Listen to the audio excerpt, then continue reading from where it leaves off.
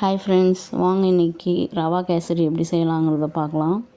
ரொம்ப சிம்பிளாகவும் ஹெல்த்தியாகவும் செய்யலாம். வாங்க, ஈஸியாகவும் இருக்கும். ஃபஸ்ட்டு ரவையை நல்லா நெய் விட்டு வறுத்து எடுத்துக்கோங்க. அதே நெய்யிலே தேவையான நட்ஸ் எல்லாம் போட்டு ஃப்ரை பண்ணி எடுத்துக்கோங்க. நான் என்னென்ன நட்ஸ் ஆட் பண்ணியிருக்கேன்னு பார்த்தீங்கன்னா, முந்திரி, பூசணிக்காய் விதை, சன்ஃப்ளவர் விதையெல்லாம் போட்டு ஃப்ரை பண்ணி எடுத்துக்கிறேன். அந்த நெய்யிலே பாதாம் மட்டும் நல்லா இடித்து எடுத்துக்கிட்டேன் பொடி மாதிரி.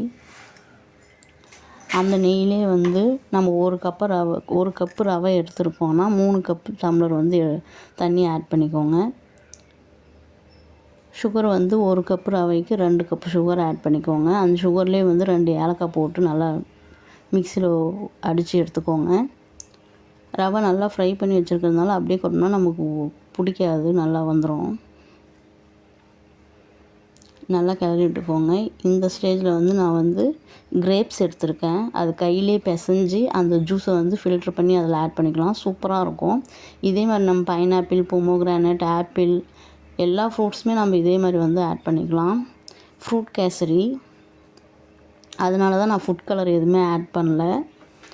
இந்த ஸ்டேஜில் ரவை நல்லா வெந்து வந்ததுக்கப்புறம் சுகர் ஆட் பண்ணிக்கோங்க. அதுக்கப்புறம் அந்த ஃப்ரூட்டை நல்லா ஃபில்ட்ரு பண்ணி ஆட் பண்ணிக்கோங்க.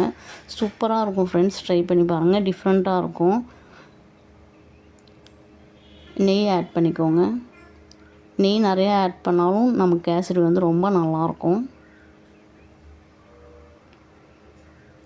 நெய் ஆட் பண்ணி கிளறி விட்டதுக்கப்புறம் நம்ம நெய்யில் ஃப்ரை பண்ணி வச்சுருக்கோம் இல்லைங்களா, அந்த நட்ஸ் எல்லாம் அதில் போட்டு நல்லா கிளறி விட்டுக்கோங்க. பாதாம் நான் இடித்து வச்சுருக்கேன் பாருங்கள். சூப்பராக இருந்தது கேசரி, டிஃப்ரெண்ட் டேஸ்ட்டில். உங்களுக்கு பிடிச்சிருக்குன்னு நினைக்கிறேன். லைக் பண்ணுங்கள், ஷேர் பண்ணுங்கள், கமெண்ட் பண்ணுங்கள். இதே மாதிரி செஞ்சு நீங்களும் உங்கள் பசங்களுக்கு, வீட்டில் இருக்கவங்களுக்கு கொடுங்க ஃப்ரெண்ட்ஸ். ரொம்ப ஹெல்த்தியாகவும் இருக்கும், நல்லாவும் இருக்கும், டிஃப்ரெண்ட் டேஸ்ட்டில் இருக்கும். நான் ஃபுட் கலர் மட்டும் ஆட் பண்ணல. உங்களுக்கு தேவைன்னா நீங்கள் ஃபுட் கலரும் ஆட் பண்ணிக்கலாம். ட்ரை பண்ணி பார்த்துட்டு எனக்கு கமெண்ட் பண்ணுங்கள் ஃப்ரெண்ட்ஸ். லைக் பண்ணுங்கள், ஷேர் பண்ணுங்கள். நம்ம வீடியோவுக்கு அப்படியே சப்போர்ட் பண்ணுங்கள். நான் ஒரு 2 நிமிஷம் 3 நிமிஷம் தான் வீடியோ போடுறேன். ப்ளீஸ் ஃப்ரெண்ட்ஸ், சப்போர்ட் பண்ணுங்கள். நம்ம சேனலுக்கு லைக் பண்ணுங்கள். தேங்க்ஸ் ஃபார் வாட்சிங்.